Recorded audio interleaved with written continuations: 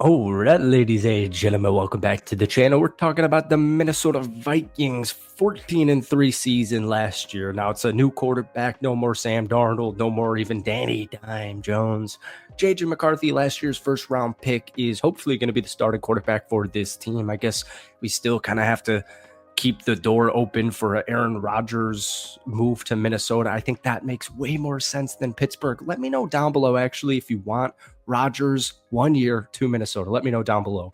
But today we are going to kind of do like a deeper dive on a deep dive, but also a loose, vague guide on the Minnesota Vikings 2025 offseason thus far. Very strategic moves, a lot of very good signings. You're seeing it all kind of work itself, getting ready for the NFL draft that's about a week away.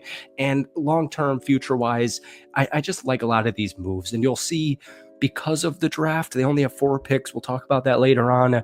A lot of the moves they made in free agency that might be a little bit older, like Jonathan Allen, Javon Hargrave, a lot of money, it makes sense. All right, we're going to talk about it. But obviously, we have to start with the departure of quarterbacks Sam Darnold and Daniel Jones. Now, Daniel Jones didn't, I don't think he played a snap for Minnesota last season, but Sam Darnold led the Minnesota Vikings, or was a huge catalyst to the 14-win season, right? And so last year, Minnesota was the 9th best scoring offense in the NFL, putting up about 25 points per game.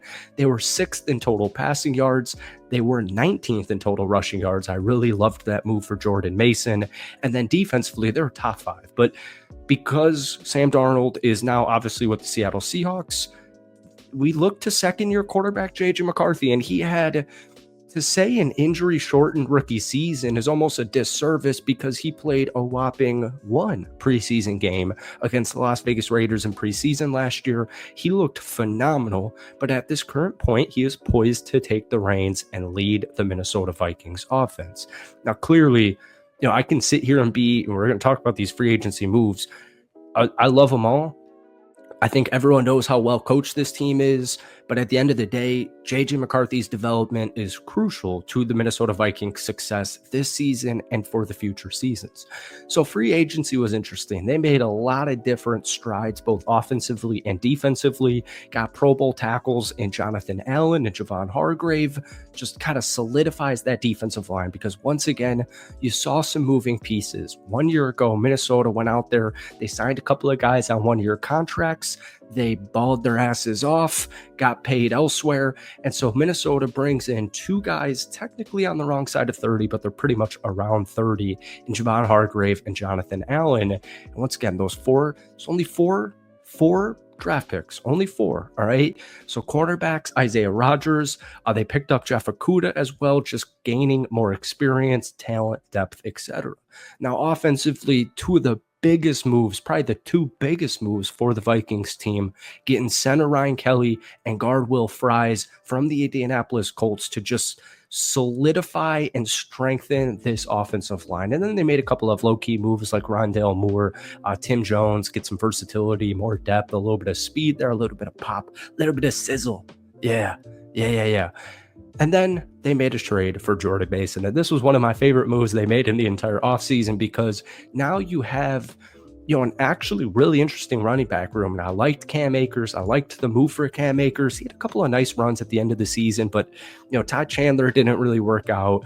And Aaron Jones, with his age, you don't want to be giving him like 300 rushing attempts per season. He also had some fumbling issues last year. So you go out there, you get Jordan Mason, who was one of the best running backs in the NFL in the first half of the season until CMC came back for San Francisco.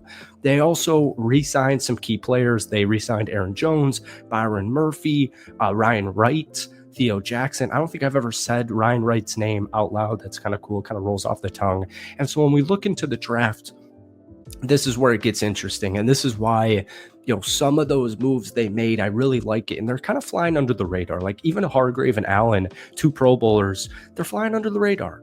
But guys like Isaiah Rodgers, even though it might not be your favorite cornerback prospect on the open market, right? Maybe you want, a clear-cut stud. He's not, I guess Jalen Ramsey is kind of out of his prime anyways at this point. But the point is, all of these moves that Minnesota made, like going out there and trading for Jordan Mason, it starts even all the way down below.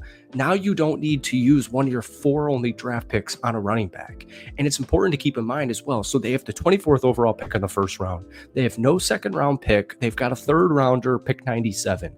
So only two picks in the top 100. So hopefully you get like two starters or two really capable, spot starters when need be, just, rookies like that third rounder. Hopefully the first round guy's a starter though, or has starting potential depending on, the position and the player. And then their next two picks are round 5, 139 overall, and round 6, 187 overall. So for me personally, their first pick is going to tell you a lot because you can address remaining roster needs, but they also have to look into long-term talent, specifically the defensive line. So, like I mentioned, Jonathan Allen, Javon Hargrave, they're not old, but they're not young. They're getting paid a boatload of money, and they're also both coming off of injury seasons. Now, that is important to note. Like, Jonathan Allen is coming off from Washington an injury season. I think he only played like 8 games for Washington last season. But in his prior 6 years, that wasn't an issue. So take the injury concerns with a grain of salt. But either way, long term, you want to get a defensive line guy. So, are you thinking Kenneth Grant at pick number 24?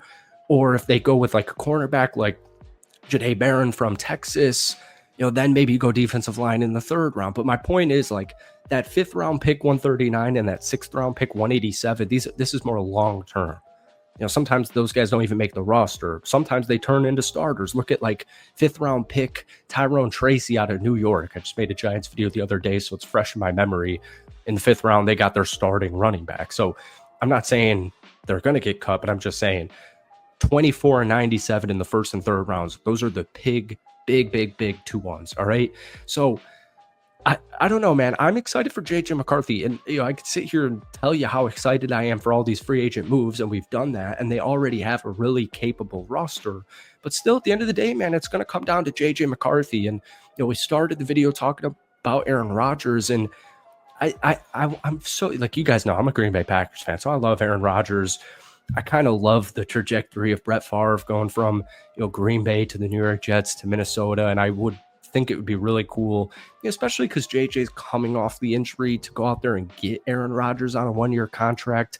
I'm curious where Vikings fans stand with that, because I'm born and bred in the Chicagoland area. So every Bears fan I know hates Aaron Rodgers, but Vikings fans, Lions fans are a little bit different on their view on that quarterback. So it's been a very good offseason thus far. Strategic free agent moves heading into the draft. And I'm curious to hear who you guys want at pick number 24. Let me know that down below. And then I'm also curious your thoughts on Aaron Rodgers potentially joining the Minnesota Vikings. So let me know down below. Hit that like button, hit that sub button, and we should be back next week with another Minnesota Vikings video. Peace.